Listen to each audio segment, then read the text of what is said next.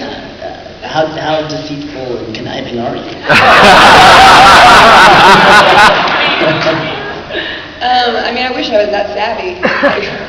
I just wanted to write the show. I mean, we actually didn't make any money on it at all for like over a year, you know. And then after that, we just barely paid production costs. And then after that, we do get a production budget, but it's only this, you know, I still act for a living, so, you know, it's not like the bonanza that one would think for web video. Like, it's definitely low-budget filmmaking at its finest. And I'm pretty sure most of the shirts that we're wearing are free. all the shirts are free. Yeah. Sometimes, you know, when I get Jinx.com, yeah, sponsors our show and they send us free shirts. But I feel a little bit like a charity case, and I'm like, oh, free t-shirt. My others were so worn, I'm going to sew these and make a shower curtain out of them, too. Jinx is so awesome. They carry the Guild shirts. You can buy several different kinds of shirts on Jinx.com for the Guild, but they also give us shirts all the time. And like sometimes Jeff and I will show up to a meeting with Kim and Sean.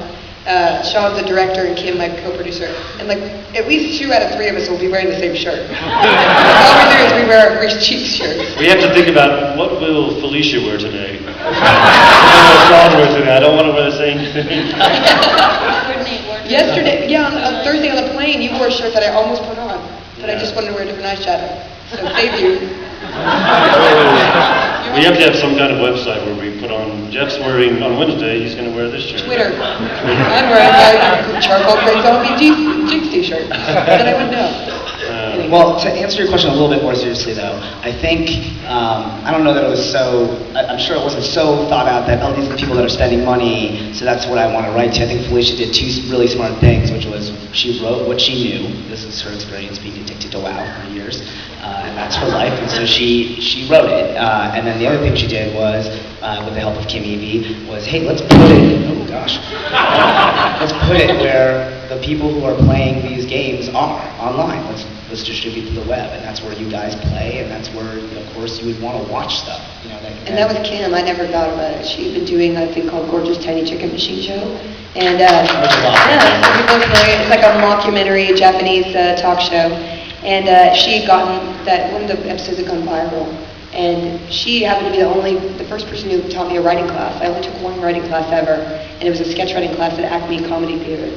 And she was my teacher, and then like a year later, I bumped into her, and we happened to renew our friendship, and that's how we connected on the Guild, is that I showed her the script I wrote, and she said, hey, we should do this as a web series, and it was just completely like, yes, and the decision to make it like that was like really scary. Like I'd never done any filmmaking at all, so it was all kind of like, not a hobby, but just like something that we were all just going out on a limb and just doing, not expecting anything.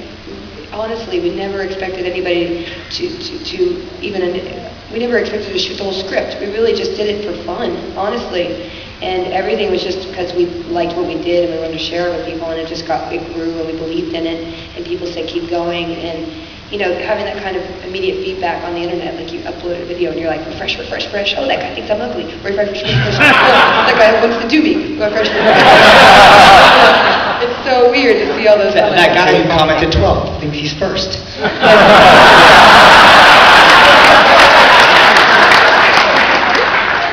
But to your credit, Felicia also just hung on to the rights. I mean, people were offering her to do the show for no money and to take all the rights to it, or very little money. And she's like, no, I'm gonna hang on to the rights of the show because we have an audience. And I think that was so brave and so shrewd because you really got to cut out the middleman. You know, it's like you're making the show for your audience the way you want to make it. And so when you guys go out there and buy, you know, these posters, this merchandise, these DVDs, it goes to help make more of the show. I mean, and none of us are rolling in it. It's not TV money, but it's like it's literally just when you guys make a purchase, you're buying a little piece of the show and making it possible for a 4th, 5th, 6th season.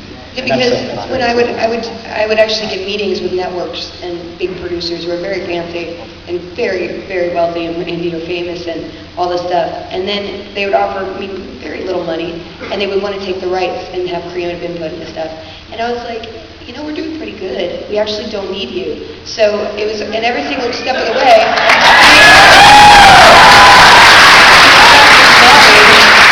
But nobody else has really running the ship, and every step of the way when I wanted to do a DVD, and we got the rights.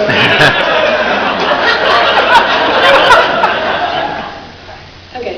And One more question after this. we take a couple more. Oh, two more. She's in charge.